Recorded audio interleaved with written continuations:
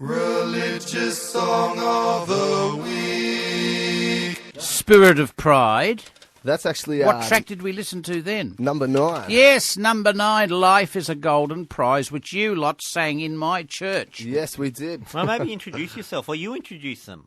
That's like Jaden and Michael. Yeah, you do know that the audience and out William's there... the photographer. You do know the audience out there under their doonas I didn't haven't know been that. privy to the No, conversation I didn't know we've that. been Sorry, having I've been talking for the last 10 minutes. He keeps warning us, don't talk off mic because... He gets confused. He doesn't know like what's on mic. He'll start referring to something you said. The men. So tell us all about Inda Scene. Inda Scene. Well, my name is Asiak, a.k.a.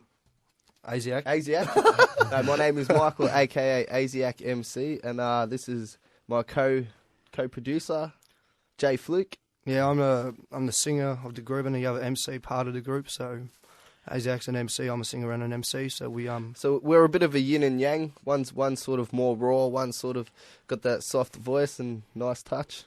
Yes. Not that the rawness isn't a nice touch, because obviously reality is the way to go with hip hop. He's saying that I've got more the pansy voice, where he's the Now, we man heard voice. Life is a Golden Prize. It says here it is a song which expresses the boys' Yeah, personal and religious beliefs. yeah. Most definitely. Please But- unpack that for us, because, of course, but- we're a religion and ethnic show. Yeah. We're not interested in your the personal. actual song came about because Father Bob McGuire asked a bloke named John Favaro, who runs a company called Live in Music, and they do a lot of workshops for the youth. Juvenile Juvenile Justice. Justice. Yeah, Juvenile Justice Centre. And and Jaden Fluke was a part of that, and we were making music with John Favaro. And Father Bob McGuire actually asked John Favaro if he knew any boys that would be keen to make a track out of some psalms. Yeah, Yep. some psalms. Hang on, Yeah. you were like the mastermind behind it. He Yeah, he was. You were like the Rick Rubens. What do you think? I'm You were just the a Rick pretty Rubens to face. That's unbelievable. He's kind of like the Dr. Dre behind it, I My suppose. God. Go on, let him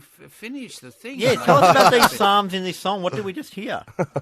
I can't exactly remember what No, psalms the they number were. is hard because I can't Yeah. remember it either. But it was, my God, why have you forsaken me? That kind of thing. I Yeah. can't Yeah. remember the number because I'm not... Heart's right. You see, you managed to I do know. that. You managed to get the Bible, I but the know. only bit in I the Bible know. where it's all I about know. God, Mucked why it did you up. forsaken Mucked me? it up. I know one of the good stories in the Bible. But Mucked it up. what John Favaro told us at the time, Father Bob wanted to do was have us perform at his Christmas Eve Mass, because he felt that the Psalms were a bit, they probably wouldn't touch the younger generation, like actually get in tune to their minds. So he came across John and said to John, do you know any boys that would be able to turn it into music for today? Definitely. At the And time, that's how it came about. At the time, I was on a probation order that I'd been put on for.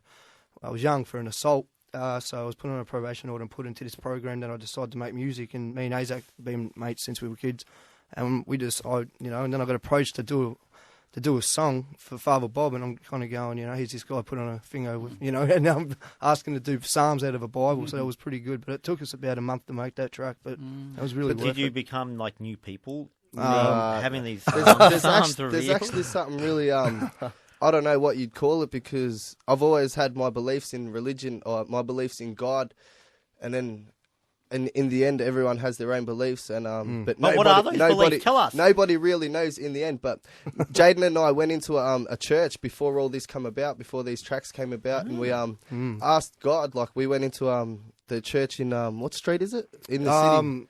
What's it? I think it's St. Francis. Yeah, and That's we, an amazing and we little wrote church. prayer in the prayer book, and we said our prayers and Yeah, we stuff. did. Like, Wow. what we each went on our own ways and then in our own ways, and I asked for a crowd, and I asked for an audience, and I asked for the opportunities to do what I want to do, because I want to go forward with this music and actually help with the music. And how the whole thing came about is just amazing. Like, and then a couple of months later, we were Christmas Eve Mass singing this song That was a pretty scary. in Father Bob Time. McGuire's church.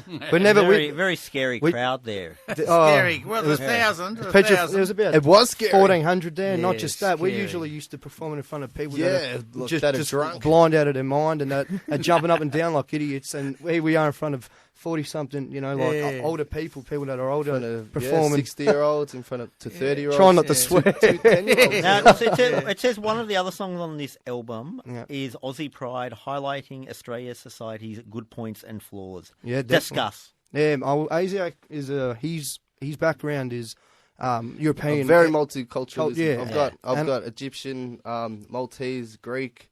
It's very multicultural. Yeah, it is. It's but I think the song defines what Australia is today. Like, you can't be scared to accept the culture you live in, and at the same time, Australia can't be scared of what they're bringing into the country. And basically, we just highlight the fact that everyone should be getting along.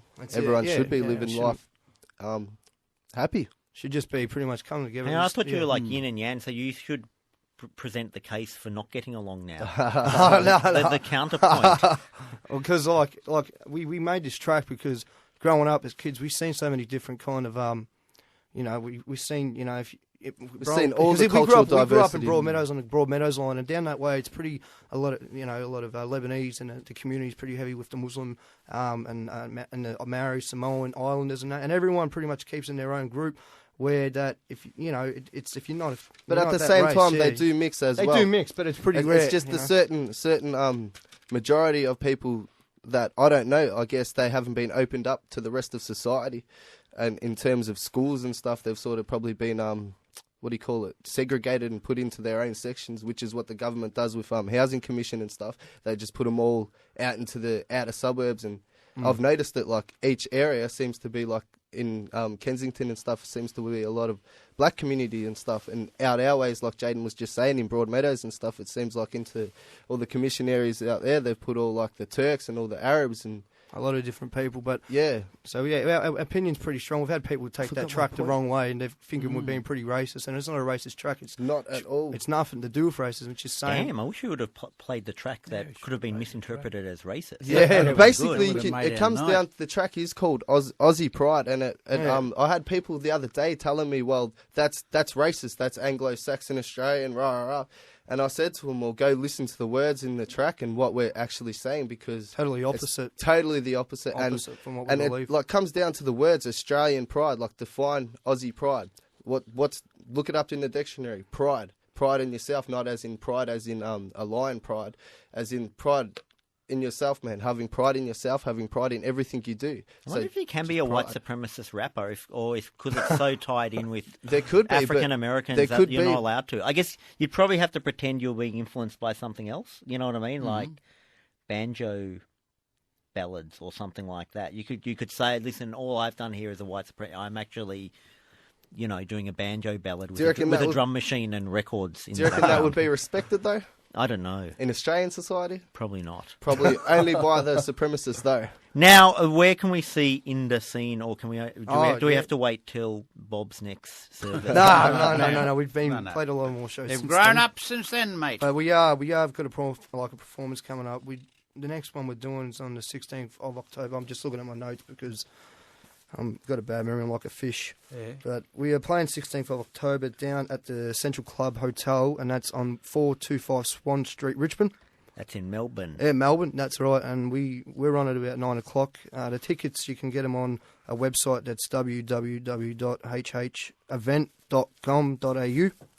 Excellent. And it's we're on at 9 and it kicks off at about 6, and there's about 20-odd acts playing that night. So. Glad you said the exact time you're on. I'm really fed up with, gigs where it's vague, where you're just meant to know. And it drives you mad. Yeah, you're just meant to know. It's like, I'll be at the Corner Hotel in Richmond on Thursday. On this night. I certainly don't want to socialise before the band. I want to just turn up when, the first song's playing, so, I don't meet anyone or talk. Yes. Do you drink at all? Yeah, you a drinker? No, not really. Now, this is I think a reality show. Yeah, come on, that's what most people go there for. Okay. For the pre-drinks. Well, me and Bob, we're going to start drinking again, I think. Now that I'm retired. Now that you're retired, Bob, whenever you want to get drunk, I'll get drunk with you, even though I don't usually get drunk. Thank you very much for joining us in the scene. Can I just, before we go, possibly just give a couple of our websites, if that's all right, John? Yeah, sure. If that's possible. We just wanted to say that you can get us on our MySpace. That's myspace.com/Inda Scene, INDASCENE. And we got a Facebook, and that's just Inda Scene, INDA space Scene, SCENE. And check out all the links, all our friends on MySpace and all that. You can find out about all our friends out there. Twitter.com/Father Bob, I believe. Oh, yes. Thank you, comrades. Sunday Night Safran on Triple J.